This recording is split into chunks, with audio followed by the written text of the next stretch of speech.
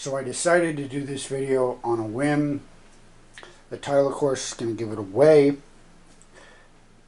but I'm going to explain, since this is not the complete series, why I'm doing this video in the first place. And that's because I have special editions of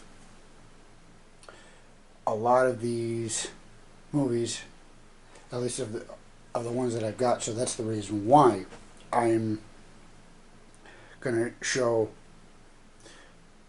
the versions and variants of the stuff that I've got. I've only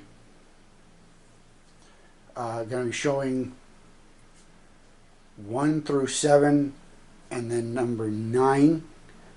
I don't have the 8th movie, the 10th movie, and I am including this for the purposes of this discussion, Hobbs and Shaw. So I believe there's 11 total. And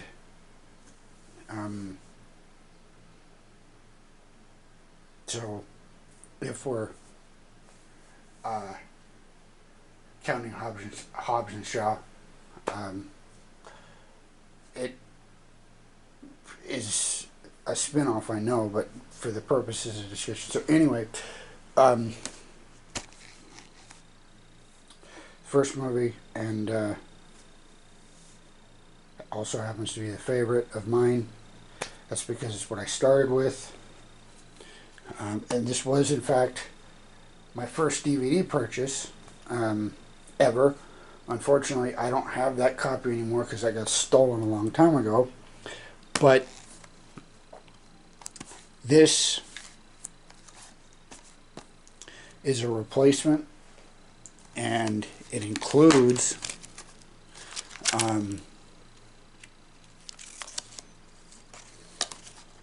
there's the Blu-ray disc.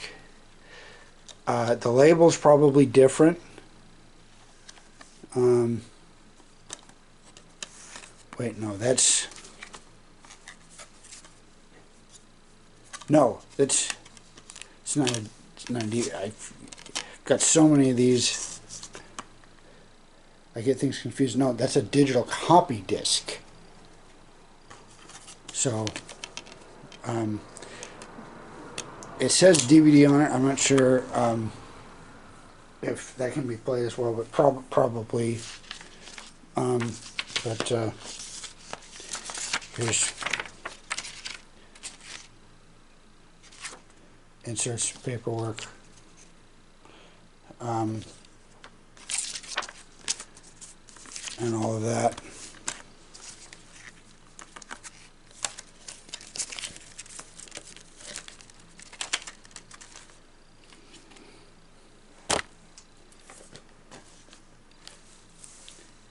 Here's a steelbook version of the first movie. I picked this up online for less than $10. Same thing, Blu-ray, DVD. And of course I didn't need it, but I like steelbooks, and since it was cheap, I figured why not. And that's the reason why. And the DVD that's included is basically the copy of what the original release was. So in a way it was getting that first one back,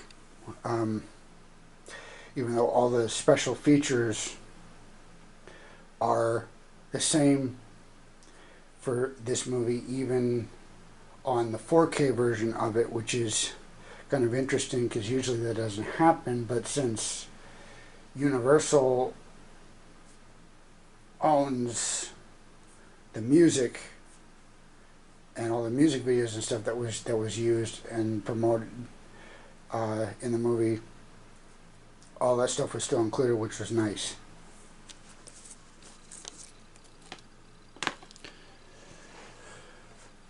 Okay. Continuing on. This is the 4K Best Buy exclusive 20th anniversary steelbook. You can still get this set, and you can get it relatively cheap. It just doesn't have the script notes and the cards and all that other stuff. But the steelbook you can get, and of course it doesn't have this. You know, it's all it is just this. The steelbook itself.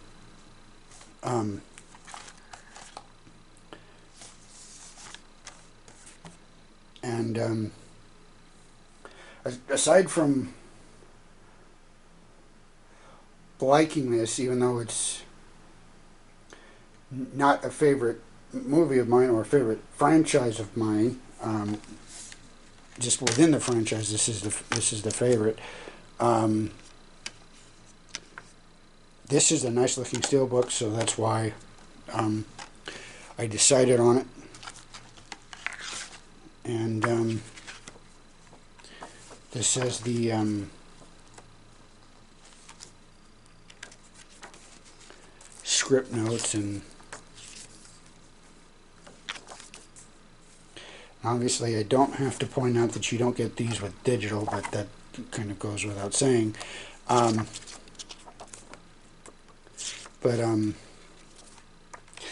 Yeah, so this was the reason why I bought this edition, because this is kind of neat. I hadn't seen it before where they've done excerpts of the script. Here's a list of the cars: Supra, the RX-7, the Nissan 240,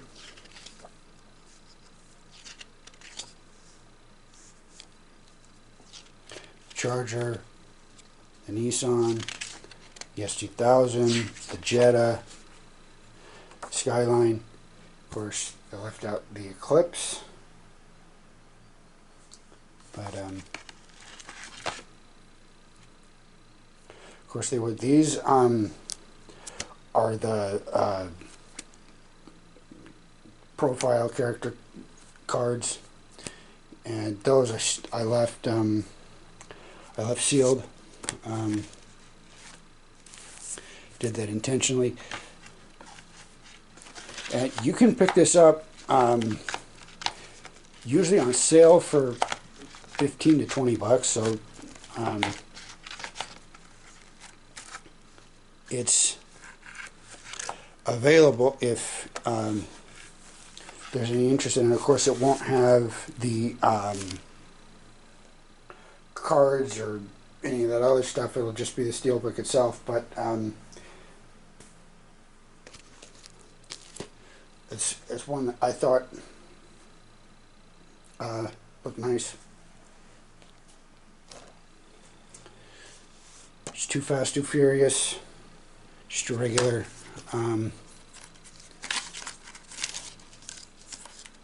DVD.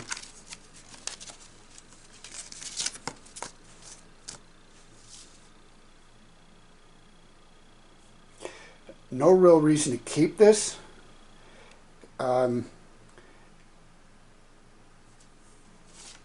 Because I have other versions of this movie. The thing is that I'm starting to notice more and more on upgrading to Blu-ray or upgrading to 4K on a lot of my DVD movies. The interactive menus are a thing of the past, and so it's basically limited to this release, I believe. Of course, I don't have every DVD or Blu-ray release of this movie, but I'm probably not spoiling it for anyone. But this had the option to switch between Brian's car, Roman's car, and Suki's car, which was the Honda the Skyline, and the Eclipse. So that was a neat little feature that is absent on the Blu-ray and absent on the 4K. And speaking of the 4K,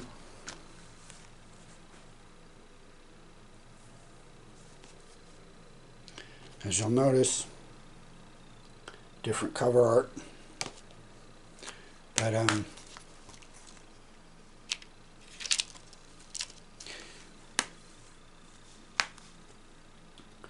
yeah, I basically just decided to get an upgrade copy of this. Not one of my favorites, but there was a good dynamic between Paul Walker and Tyrese, so that makes it worth it. And then, you know, there's a Dodge Viper in it, so for me, that makes it not totally awful. That being the favorite car. But another thing that you can tell, in addition to the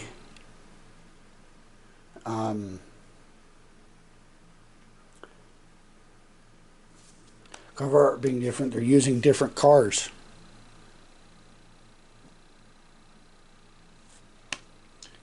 Skyline is used on the newer version, and the cop one is used on the original, which is interesting, minute detail that probably interests no one but me. Okay, moving on. Tokyo Drift. One of my favorite, actually, in the franchise, probably behind the original. This is probably my second favorite, and it's funny because I'm not a big fan of drifting, either watching it or doing in any capacity as a spectator or anything like that. But I don't know. This movie just, it always clicks with me. Probably because there's another Dodge Viper in it.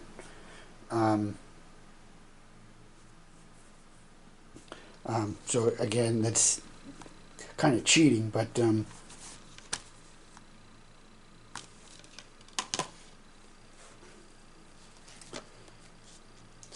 here's the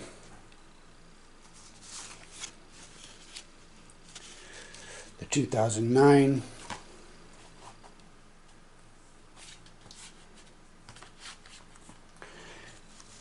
and that is a slipcover. Actually kind of a return to form, and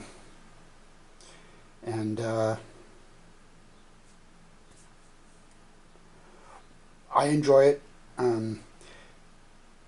It's still a little about racing, and so it's still, in my opinion, grounded to a point, as much as any of these movies can be grounded. I mean, they're popcorn flicks at the end of the day, and there's nothing wrong with that. But they kind of got to a point where, you know, I really couldn't keep going. But this one, I still liked. And here's Fast Five. I've only got this on DVD. I do not like this movie, and of the first 7, this for me is not only the one that I hate, because I actually do. I hate this movie. I have tried with this movie, but I hate it. But this for me is the downfall of the series. I am a fan of The Rock. I do not like him in this film at all. And the Hebrew stuff that he does with Vin is stupid. That fight scene looked corny and forced. And everything started to go downhill for me with this. And another problem for me with this series is that the cast ballooned just too much. There was too much going on, and it got to the point where it was ridiculous. Yes, in the original film, you had,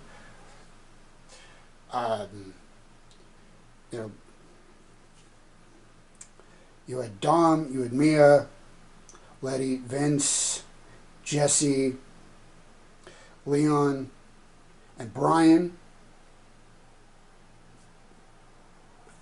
to pay attention to, and of course you had various other gangs and that kind of thing, and so there were a lot of characters in that movie to pay attention to all at once. But this for me is where things ballooned too much, and then it starts just getting worse and worse. While I should probably get this at least on Blu-ray to have a better picture quality, I'm actually rather hesitant because of my feelings towards this movie. There are some funny jokes in it though, so there are some funny scenes, so it's not a total crap fest. This is one I absolutely hate. I hate that movie. Okay, moving on. This is Fast and Furious 6. This is one of the steelbook variants. This was a Best Buy pre-order for me back in the day, and they actually broke street date. I got this a day early before it was supposed to be released, and I only remember that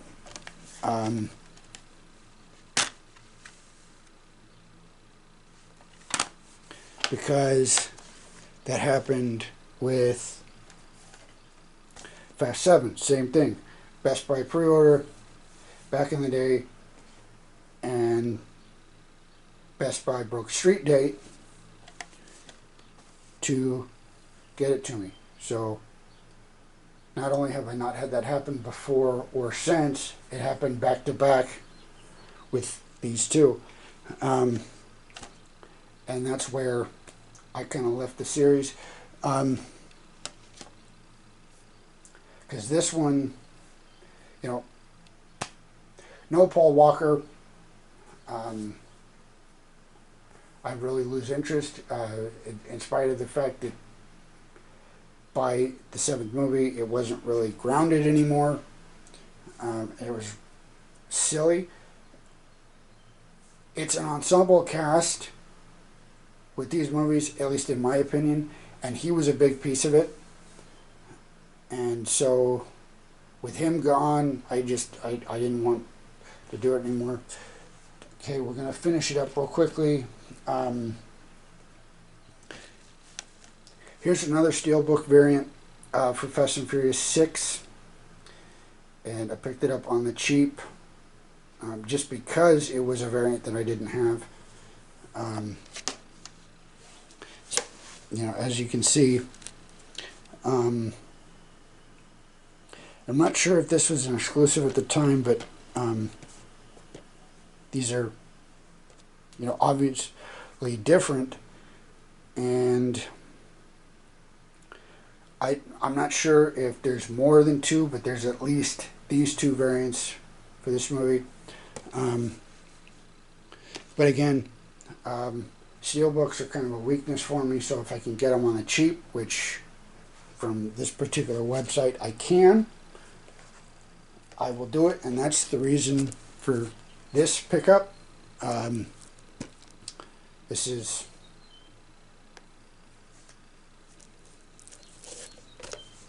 Fast and Furious 9. and I'd already lost interest in Fast and Furious, but this was less than $10, so I figured, why not?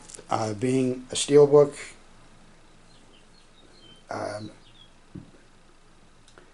it might be worth a few extra bucks versus what I paid for it one day.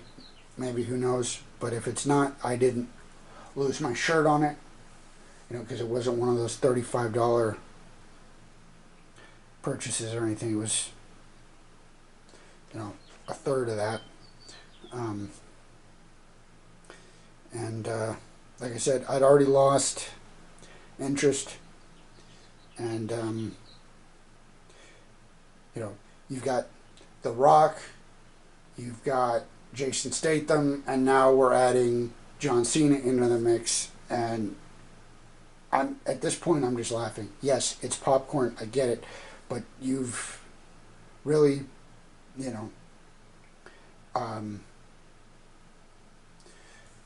aside from the fact that they did really insane, nonsensical things in the 8th movie with the submarine and all that, I mean, the 7th movie had them, driving a car through 2 buildings, so, this silliness started a long time before any of these more recent ones, but still. So there you have it, and if you found any entertainment value in this at all, thank you for watching, and if not, I apologize, but thank you just the same. Catch you later.